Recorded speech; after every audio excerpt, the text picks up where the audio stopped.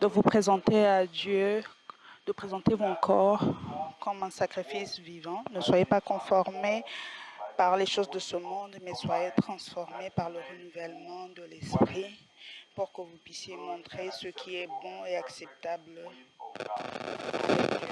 Dites Jésus, parlez.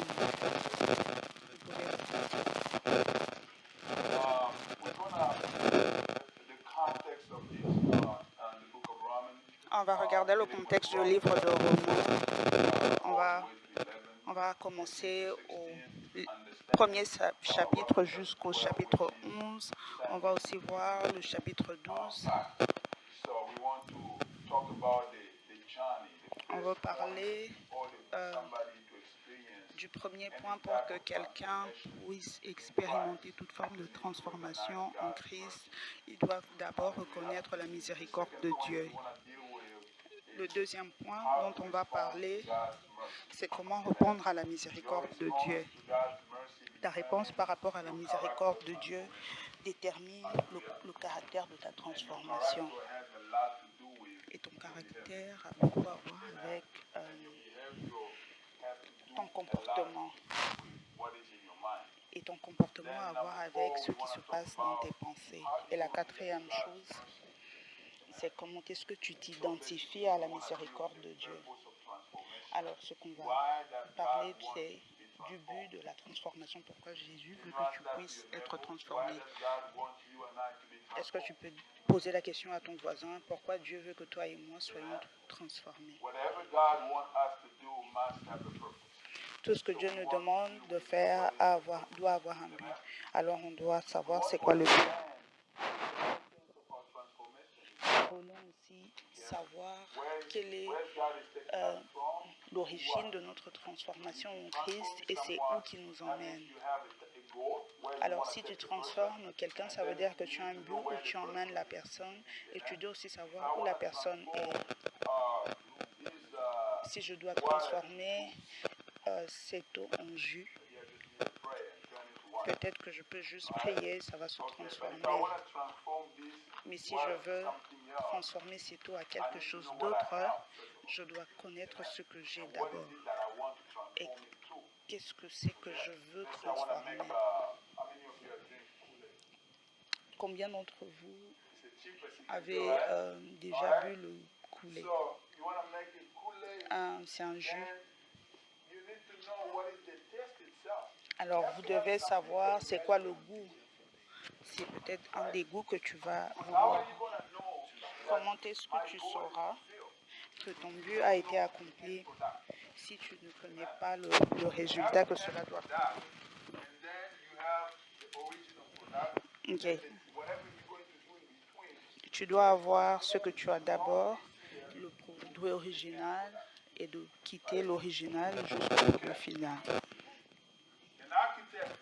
Un architecte qui veut transformer cet endroit qui est peut-être vide et il veut construire ce building, qu'est-ce qu'il doit faire premièrement? Il doit avoir une idée, une image de ce qu'il veut faire et c'est ce qu'il va dessiner. Et il va le dessiner, il va prendre les mesures et il va dire ça c'est ce que je veux. Ça doit ressembler à ça. C'est ça ma maquette, le produit final. Le produit final. Et il doit maintenant savoir qu'est-ce qu'il a. Quel est le statut actuel. Ou peut-être que cet endroit n'est pas plat. Ou peut-être que c'est plat, mais je veux que ce soit un peu comme un endroit de cinéma. J'ai besoin de ceci ou cela pour que je puisse changer. Tu dois savoir la situation actuelle et le résultat final. Alors si tu lis dans le livre de Romains, le chapitre 8, le verset 29, Paul dit, pour ceux qu'il a connus d'avance, il les a prédestinés à être semblables à l'image de son Fils, pour dire que le produit final, c'est Jésus. Amen. Alors la transformation dont nous parlons, c'est pour que nous puissions devenir comme Jésus. C'est ça, sa volonté. Je ne suis pas celui qui l'a dit. C'est là, est-ce que tu peux le remettre sur l'écran? On va lire ensemble. On va lire ensemble, car ceux qu'il a connus d'avance, il les a aussi prédestinés à être semblables à l'image de son Fils, afin que son Fils fût le premier-né entre plusieurs frères. Alors son but, c'est lequel? C'est d'être comme lui. Amen. Il est le produit final. Dis à ton voisin, Jésus, c'est celui à qui tu dois te comparer avec. Deux fois, les gens perdent leur temps en train de comparer leur justice à celle des autres. Je suis meilleur que cette personne, je prie plus que cette personne. Tu es supposé te comparer à Jésus. Est-ce que tu pries comme Jésus? Amen. Est-ce que tu jeûnes comme Jésus? Est-ce que tu agis comme Jésus? Est-ce que tu fais les choses que Jésus a fait? Jésus est celui qui est supposé être ton compétiteur. Amen. Pas moi, même pas ton voisin. J'ai mes propres problèmes, tu as tes propres problèmes. Mais nous sommes tous dans ce voyage pour être transformés et être comme lui. Et si nous nous focalisons sur ça, nous allons commencer à voir clairement. Amen. Et tout ce qui n'est pas nécessaire, qui arrive dans le corps du Christ, ne va pas arriver. Est-ce que nous comprenons? Dallas Willard est en train de définir le disciple-là comme un processus qui fait qu'une personne devienne ce que Jésus serait s'il était toi. Alors, Maman Feza, si Jésus était toi, qui aurait-il pu être? Est-ce que vous me comprenez? Si Jésus était si toi, pour dire tout ce que tu fais, c'est Jésus qui est en train de le faire. Tu n'es plus Maman Feza, maintenant c'est Jésus qui est toi. Comment est-ce que son caractère allait être?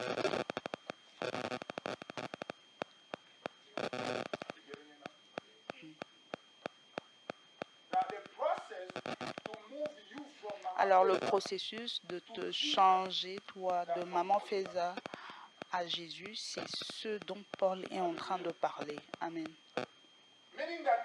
Pour dire, dans n'importe quelle situation, avant que tu puisses agir, tu dois te poser cette question qu'on pose généralement aux enfants, mais qu'on est aussi supposé nous poser à nous-mêmes. Qu'est-ce que Jésus aurait fait?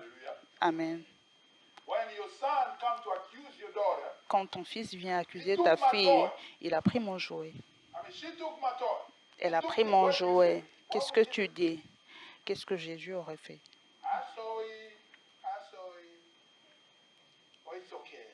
Tu vas dire, je suis désolé ou c'est pas grave.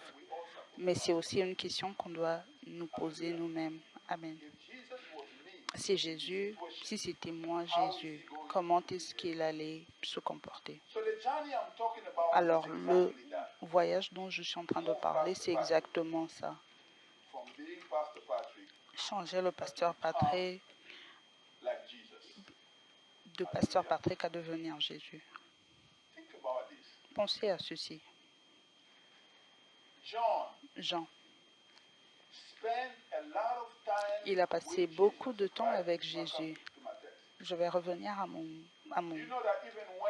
ma portion d'écriture. Savez-vous que même quand Jésus mourait, Jean c'était le seul disciple à la croix. Alors il connaît Jésus. Mais plus tard dans le livre d'Apocalypse, Jean s'agenouille devant un ange, pensant qu'il est en train de s'agenouiller au-devant de Jésus. Et l'ange devrait le dire, toi et moi sommes serviteurs. Qu'est-ce qui est arrivé? Quand quelqu'un est tellement proche de Jésus, avec le temps, il devient plus comme lui, de sorte que les gens peuvent le regarder et penser qu'ils sont en train de voir Jésus. Amen. Alors notre chrétienté de foi, c'est un peu comme simplement une autre religion. Nous faisons des efforts pour plaire à Dieu. Alors comment est-ce que nous faisons cet effort? Nous venons dimanche à l'église. Comment on le fait? On donne nos offrandes, on nous dit. Comment est-ce que nous faisons des efforts? Nous chantons et de temps en temps on essaie de faire des bonnes choses. Qu'est-ce qui est de différent aux bouddhistes, par exemple? Parce qu'il est en train aussi de faire ses efforts pour plaire à son Dieu. Mais ce n'est pas ça la définition même du christianisme. C'est pour que toi et moi, nous puissions devenir comme lui, et cela de façon radicale, pour être conforme à l'image de Dieu. Amen. Nous ne devenons pas lui, mais quand on nous met près de lui, quelqu'un doit avoir de la difficulté pour dire c'est quoi la différence.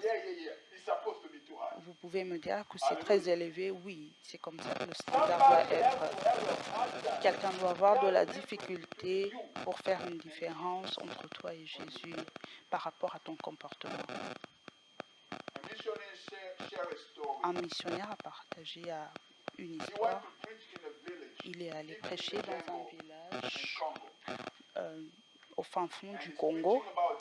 Alors il était en train de prêcher par rapport à Jésus et il a expliqué ce que Jésus était et les gens l'écoutaient. Et peu importe quand les gens étaient malades, Jésus les guérissait. Quand quelqu'un avait un problème, il l'aidait. Il s'est assis avec les pécheurs, il les a enseignés, il enseignait toutes ces choses. Et à la fin, il a demandé aux gens, est-ce que vous voulez accepter Jésus? Ils ont dit non, nous l'avons déjà accepté. Alors il a dit, je pensais que j'étais le premier missionnaire ici. Alors ils ont dit, on l'a déjà accepté et on va vous dire la vérité, il habitait même dans ce village et il est mort. On va te montrer où est-ce qu'on l'a enterré.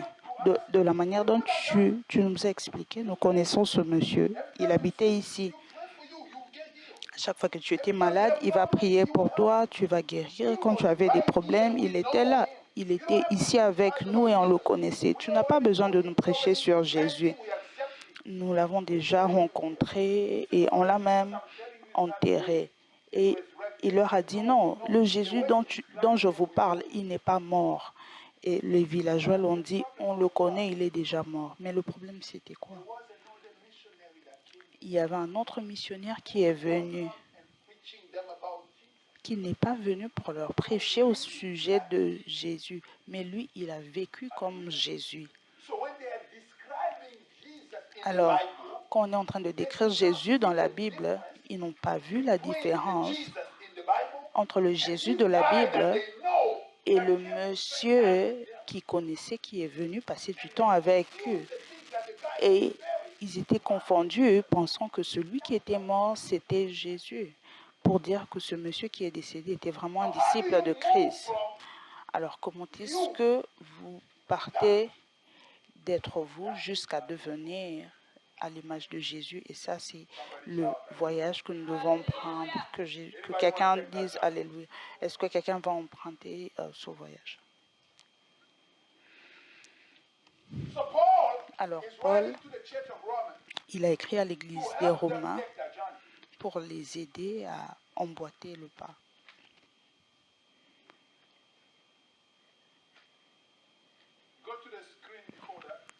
Est-ce que tu peux changer, aller à un autre écran, un peu plus avant?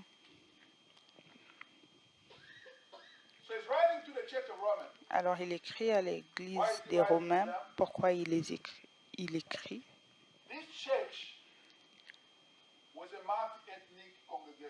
C'était une église multi-ethnique.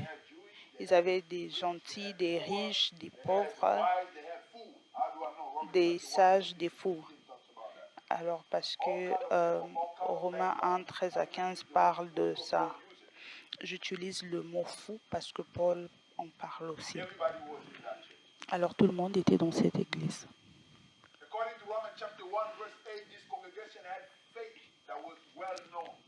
Romains 1, 8 nous dit que cette église avait une foi qui était bien fondée. C'était une église qui avait une bonne réputation. Paul n'avait jamais été dans cette église, mais il avait entendu parler de la bonne réputation de cette église. Alors cette congrégation avait un problème. La congrégation était divisée par rapport aux doctrines, par rapport à Romains 14, 1 à 2. Pourquoi ils étaient divisés dans les doctrines? L'Église a commencé par les Juifs qui vivaient en Rome. Ils étaient un peu partis jusqu'à ce qu'ils puissent prendre la nation en 1989.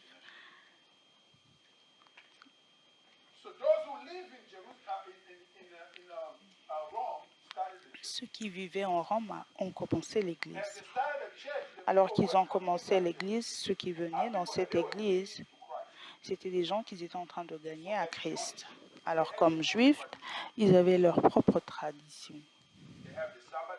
Ils avaient le sabbat, il y a des nourritures qu'ils ne mangent pas.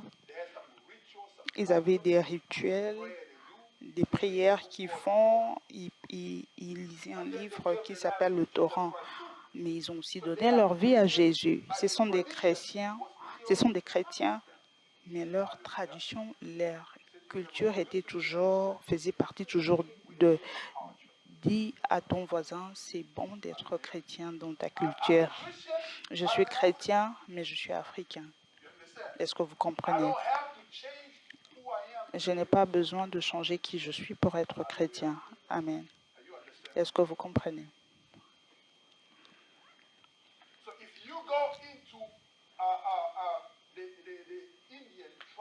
Si vous partez dans les tribus des Indiens, ce que nous appelons les Indiens ici, ceux-là qui sont chrétiens, leur adoration sera à Jésus, mais dans leur façon, dans leur manière de faire. Mais ils sont toujours des chrétiens. Amen.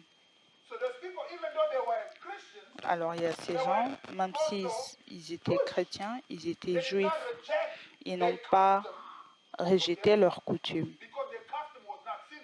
Parce que leurs coutumes n'emmenaient pas au péché. Parce que si c'était des idoles et autre chose, ils devaient laisser. Alors c'était bon et c'est comme ça qu'ils étaient toujours en train de la pratiquer. Alors quand ils ont commencé à prêcher aux gentils, les Romains et d'autres personnes, ils ont accepté Jésus, ils sont venus dans l'église et quelque chose s'est passé. Néron, l'empereur qui avait 16 ans, et pour lui c'était un plaisir de tuer les chrétiens. Comme pour moi, j'aime bien jouer au football, mais pour lui c'était un plaisir de tuer les chrétiens et tout le monde l'applaudissait.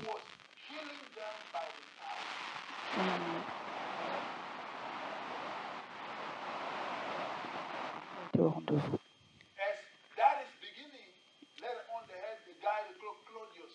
Et après, il y avait un autre qui est venu qui s'appelait Claudia.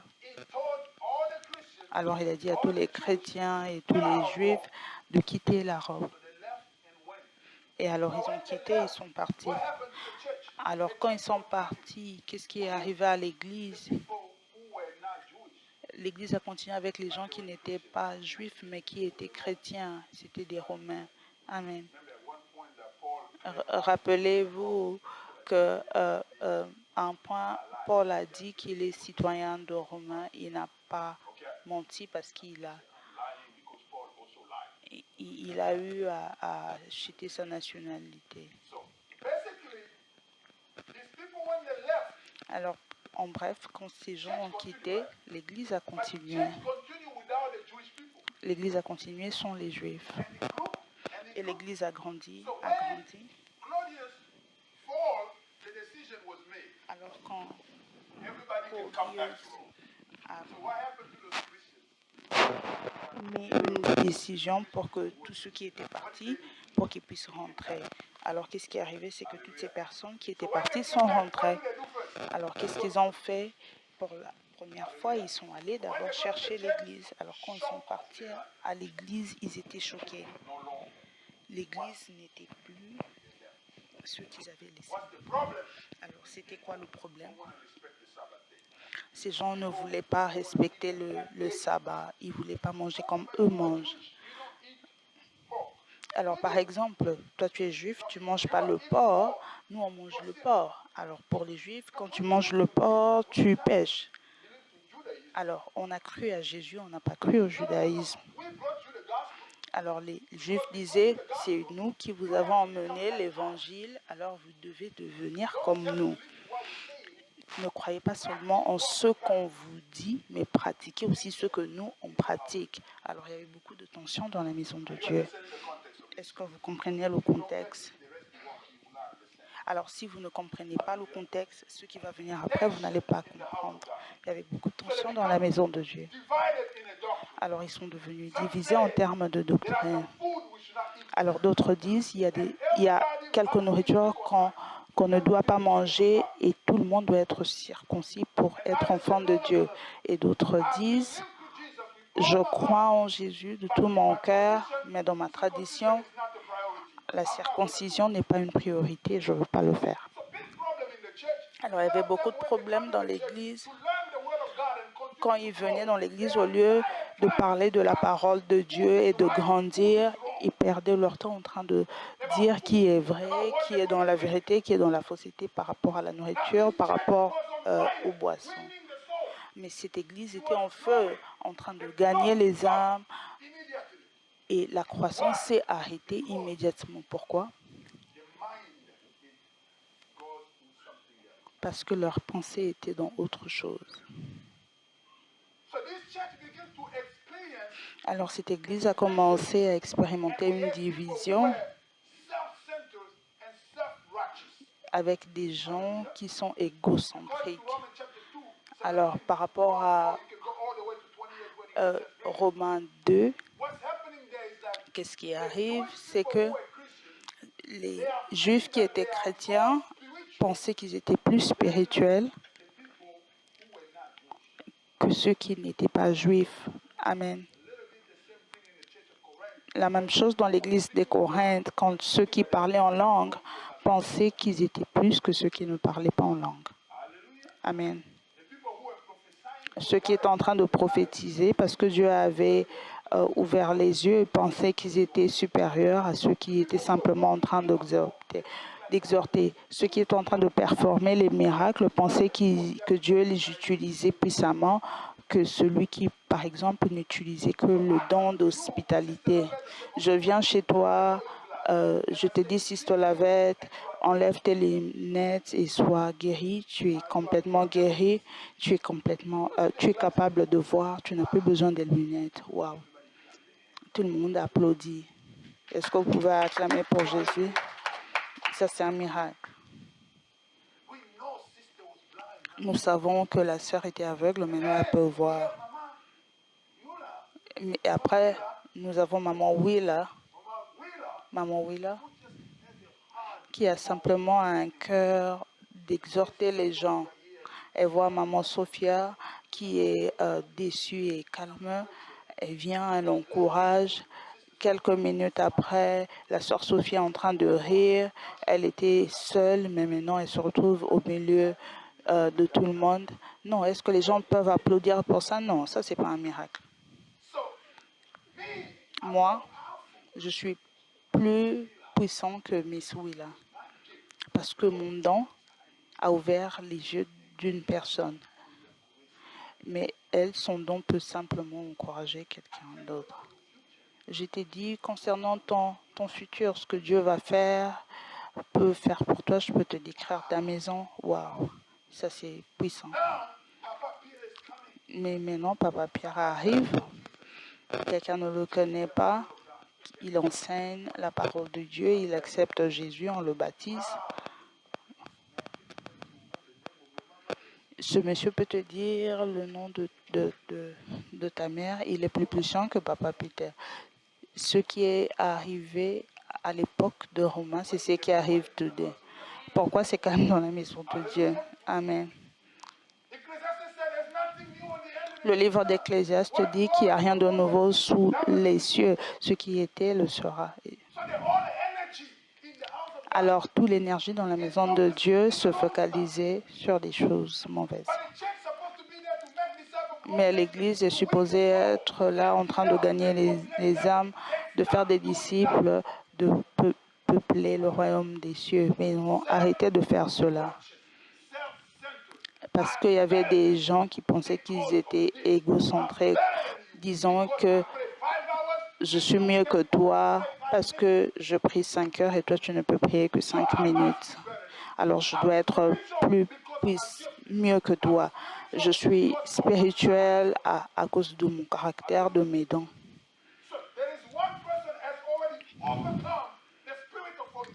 Il y a une personne qui a toujours vaincu l'esprit de fornication. Tu peux mettre toutes choses devant eux, ils vont résister. Mais il y a un autre frère, une autre sœur qui est toujours dans les mêmes problèmes. Mais le frère ou la sœur qui a toujours des besoins, qui a toujours cette difficulté, Dieu est en train de bouger, d'agir dans sa vie d'une autre manière. Mais celui qui a vaincu l'esprit d'impudicité et autres pense qu'il est plus puissant que celui qui a toujours ses propres problèmes. Alors ceux qui pensent qu'ils sont justes d'eux-mêmes, ils disent tu dois m'écouter. Ça ne veut pas dire parce que tu as maîtrisé un domaine particulier et que moi je suis en train toujours d'avoir de la difficulté dans ce domaine que tu es supérieur à moi. Mais c'était ça la réalité dans l'église. Alléluia, église. Est-ce que ce monsieur peut prêcher? Alors qu'est-ce qui est arrivé? La congrégation avait beaucoup de potentiel. Paul avait même posé la question, comment est-ce qu'ils peuvent entendre la parole si personne n'est envoyé? Comment est-ce que l'évangile peut être proclamé si Dieu n'a pas choisi des gens? Pour dire en d'autres termes, tu as été appelé à proclamer la parole de Dieu, tu as été appelé à aimer, tu as été appelé à faire ceci, cela, mais tes pensées sont ailleurs. C'est ce qui te concerne, c'est plus toi, tes désirs, que le devoir ou la tâche qui a été confiée. Amen. Dans le livre de Romains 8, on a lu, c'est écrit, ceux qu'il a connus d'avance, il les a prédestinés à être conformes à la parole de Dieu. Pour ceux qu'il a prédestinés, qu'est-ce qu'il a dit? Il les a appelés. Dit, j'ai été appelé. Ceux qui les a appelés, qu'est-ce qu'il a fait? Il les a justifiés. Pour ceux qu'il a justifiés, qu'est-ce qu'il a fait? Il a glorifié. Pour dire quoi? Que l'Église a été faite pour être une Église glorieuse. Alors ils avaient tellement de potentiel pour être glorieux, mais ils n'étaient pas glorieux. Pourquoi ils n'étaient pas glorieux? Parce que leur focus était sur autre chose. Année après année, ils étaient en train de passer du temps dans autre chose. Pourquoi? Parce que s'ils pouvaient simplement comprendre ce qui est important pour eux, ils pouvaient faire beaucoup de choses. Alors Paul est en train de regarder à la position de Rome. Et en ce temps, Rome était la position la plus puissante. C'est un peu comme les États-Unis aujourd'hui. Je suis en train de prier pour le réveil dans ce pays parce que je sais que ce qui arrive ici va influencer le reste du monde. La même manière avec Paul, il savait que si on n'arrange pas ce qui se passe dans cette église, ça va influencer tous les autres. Alors, parce que Paul disait, quand j'irai, je vais utiliser les gens qui sont tellement qualifiés. Ils sont des gens qui donnent, ils sont remplis du Saint-Esprit, ils aiment Dieu. Si ils font des bonnes choses, c'est eux qui vont m'aider à aller en France, en Espagne, parce qu'ils ne pensaient pas mourir tôt. Ils pensaient plutôt aller de l'autre côté pour apporter la parole de Dieu. Mais en tant que missionnaire, tu dois avoir une base qui te supporte. Est-ce que vous comprenez? Amen. Dieu m'a appelé à être un missionnaire pour prêcher la parole de Dieu dans toutes les nations. Mais qu'est-ce qu'on est en train de faire ici? On est en train de construire une base. Cette église va devenir une base qui va supporter la plantation de l'église, les orphelinats, les écoles, les cliniques, les hôpitaux et tout ce que Dieu voudra que nous puissions faire. Cette église sera cette base. Nous voulons être cette église multi-ethnique. Nous devons d'abord être cette église multi-ethnique ici. Alors, quand je vais au Togo, je ne cherche pas à comprendre les gens du Togo parce que ici, je vis avec les gens du Togo tous les jours. Quand je vais en Malaisie, ici, je mange déjà la nourriture du Malaisie ici. Alors, quand je pars là-bas, j'ai déjà une connaissance. Alors, c'est la même pensée que Paul avait, s'il peut juste avoir cette église de Rome, de bien faire les choses, ce sera la base. Et vous comprenez pourquoi le livre a été écrit? Est-ce que tu peux aller sur l'écran? Pourquoi il écrit? Pour leur emmener à vivre en paix et dans l'unité au lieu de se focaliser dans la division. Ils doivent se focaliser dans ce qui les unit.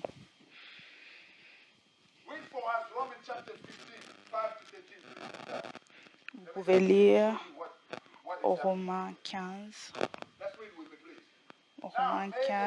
5 à 13. Que le Dieu de la persévérance et de la consolation vous donne d'avoir les mêmes les sentiments. Il essayait de les avoir ensemble. Tu peux être du Venezuela, je peux être du Congo, mais il y a un endroit où on peut se rencontrer. D'avoir les mêmes sentiments les uns envers les autres selon Jésus-Christ. C'est ça notre point de rencontre. Parce que tu dis que tu aimes Jésus, je dis que j'aime aussi Jésus. Tu aimes le pondu, moi j'aime le botocoin. Toi tu manges ton pondu, je mange mon botocoin. Ça c'est différents types de nourriture, mais on peut tous se mettre ensemble sur ce qui est de Jésus. Amen. Je n'ai pas besoin de devenir, me changer en toi. Tu n'as pas besoin de le faire non plus, mais on peut se rencontrer au milieu.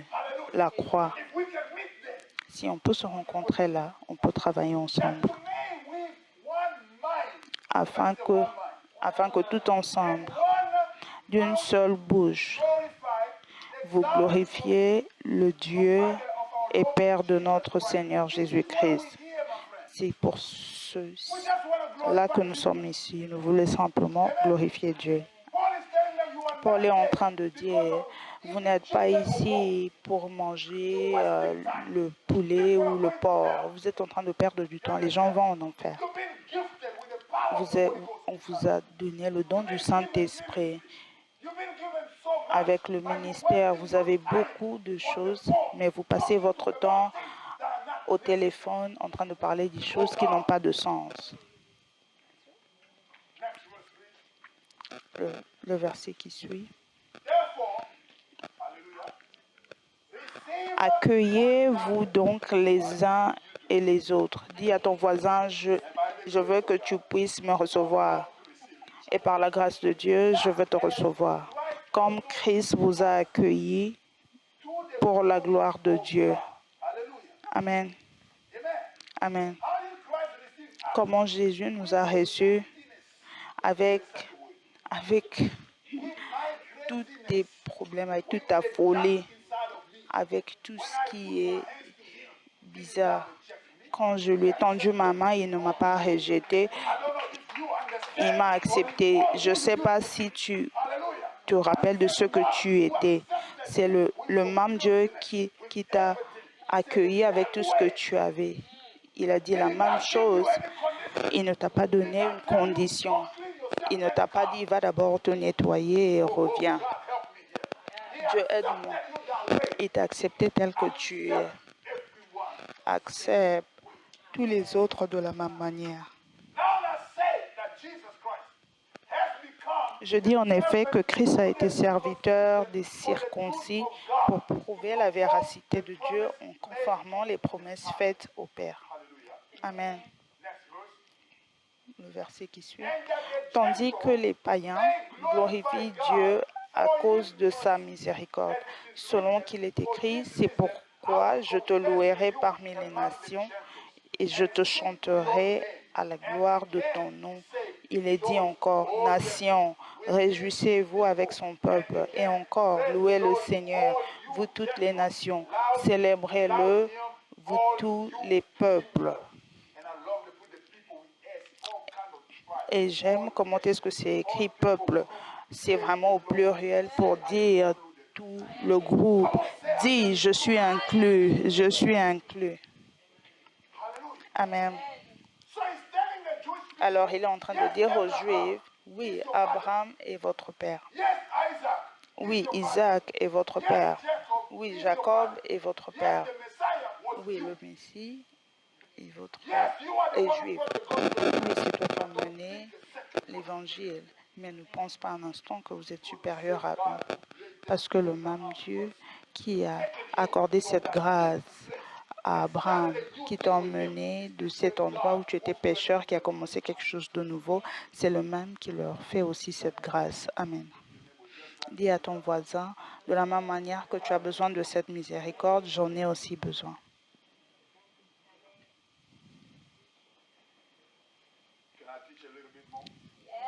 Est-ce que je peux enseigner un peu plus? Qu'est-ce qui les a divisés? La première des choses, c'est l'identité. La deuxième des choses, c'est la doctrine.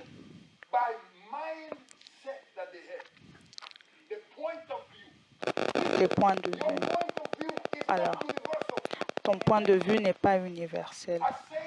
Je vais le dire encore. Ton point de vue n'est pas universel.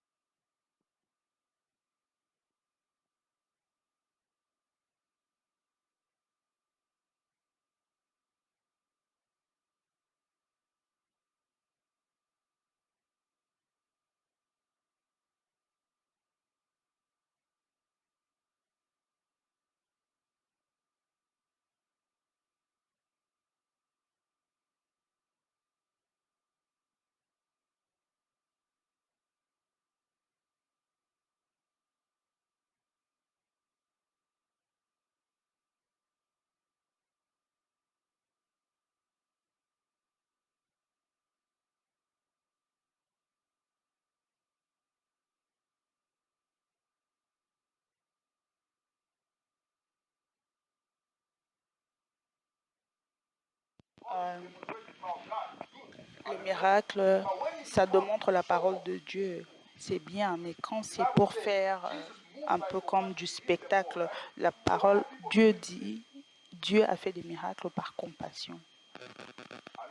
Alors qu'en est-il de ceux qui le font aujourd'hui?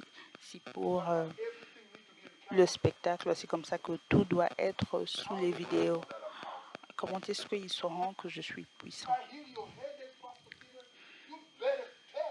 Si je te guéris, tu dois donner un témoignage. Comment est-ce qu'ils ne sauront pas que le pasteur Patrick est puissant?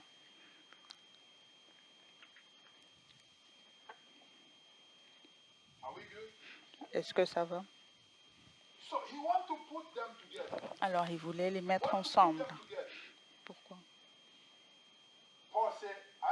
Paul a dit, je sais comment je vais le faire, je vais les aider.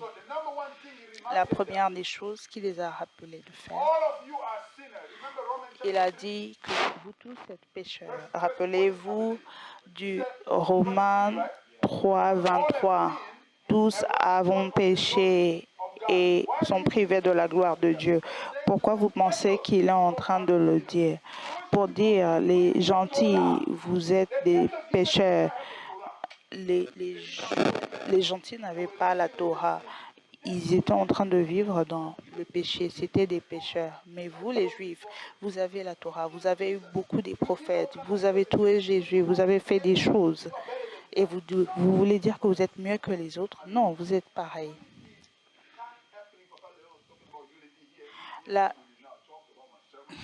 L'unité arrive. Papa Léon a parlé de l'unité.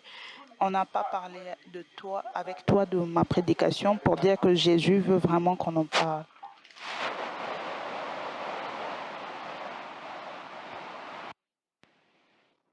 Et Paul voulait qu'ils puissent comprendre. S'ils peuvent comprendre qu'ils sont des pécheurs, tous, nous aurons un dénominateur commun. En mathématiques, on parlait de ça, dénominateur commun. Dis à ton voisin, nous sommes pareils.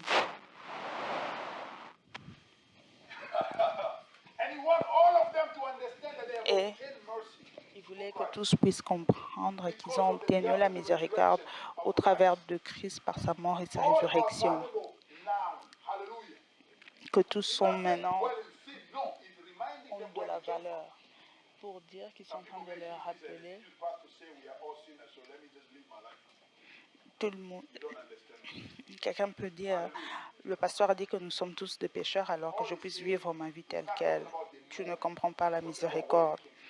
Alors, il ne parlait pas du moment actuel, mais il parlait d'où ils sont venus. Alors, ils avaient maintenant un statut.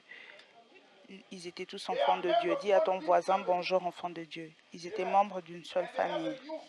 Et ils avaient un nouveau futur qui leur a été promis. Jérémie 19. Pour dire, je connais les plans que j'ai formés sur toi. Deux fois qu'on lit Jérémie 29, 11, on pense qu'on parle simplement de la prospérité où je vais avoir une Mercedes. Tu peux mourir sans avoir la Mercedes, mais il y a mieux qui t'attend, plus de peine. Une rue pavée d'or, c'est ce que Paul est en train de dire. Je connais un homme qui a été enlevé au 3e ciel et il a décrit cette personne. Les choses que l'homme n'a point pensées, n'a point imaginées, ce sont des choses que Dieu a prévues. Il parlait du ciel et non de la terre. Une cité qui est bâtie avec de l'or. Tu le penses et tu y vas. Amen. Tu penses que ça c'est une bonne orange et à la même minute tu es devant cette orange. De l'autre côté, ça ne dépend pas de combien d'argent tu avais sur terre. Il disait, regardez, regardez, regardez. Une place qu'il a préparée pour vous. Alors, Paul est en train de leur dire, vous êtes condamnés à vivre ensemble. Amen. Parce qu'il n'y aura pas deux ciels, il n'y a qu'un seul ciel. Amen. Et toi, tu seras ma sœur de l'autre côté. Et toi, tu seras mon frère, David. Je ne serai pas ton pasteur. Tu connais pourquoi? Parce qu'il y aura un meilleur pasteur et il s'appelle Jésus. Le meilleur berger, il sera là. Je serai disqualifié à la minute où j'entre. Il va me dire, assis-toi de l'autre côté. Parce que le berger sera là. Et nous serons frères et sœurs. Alors, vous voyez comment est-ce que nos vies sont connectées. Alors, je ne sais pas si vous comprenez. Alors, nous sommes obligés de vivre ensemble. Voilà pourquoi, si vous aimez votre famille biologique, prêchez-leur l'évangile. Dites-leur la vérité. Ils doivent se repentir et venir à la vérité de Christ. Parce que d'autres pensent que si tu aimes quelqu'un, tu les laisses et vous savez qu'ils sont en train de faire des choses qui sont mauvaises. Dites-leur la vérité. Ils peuvent vous haïr aujourd'hui, mais demain, quand vous serez de l'autre côté, dans le ciel, ils vont vous chercher et vous embrasser. Voilà pourquoi je dis, si vous me donnez un avion, je vais l'utiliser parce que j'en aurai besoin. Mais si tu fais quelque chose de mal, je vais te le dire. Si tu veux que je te retourne ton avion, je vais te le retourner. Amen. Parce que si vraiment je t'aime, je dois te dire la vérité. Amen. Ta mère ne sera pas ta mère de l'autre côté. Alors, mais nous serons frères et sœurs dans ce même endroit. Alors, parce qu'on est condamné à vivre ensemble, alors qu'est-ce que Paul est en train de nous dire? Réparons nos problèmes, nos bêtises et venons ensemble. Enlevons tout ce qui nous empêche à être ensemble. Alors, quelle est la conséquence de ce mouvement d'unité? Vous êtes talentueux si vous pouvez mettre tout ce qui est des choses qui ne sont pas nécessaires. Dis à ton voisin, s'il te plaît, j'aime dire aux gens de parler. Dis, mon cher, ma chère, si toi et moi pouvons mettre toutes les choses qui nous séparent à côté, nous allons expérimenter un grand impact dans nos vies et nous allons devenir instoppables. Parce que si Dieu est pour nous, qui peut être contre nous? Que Dieu vous bénisse. On va continuer la prochaine fois.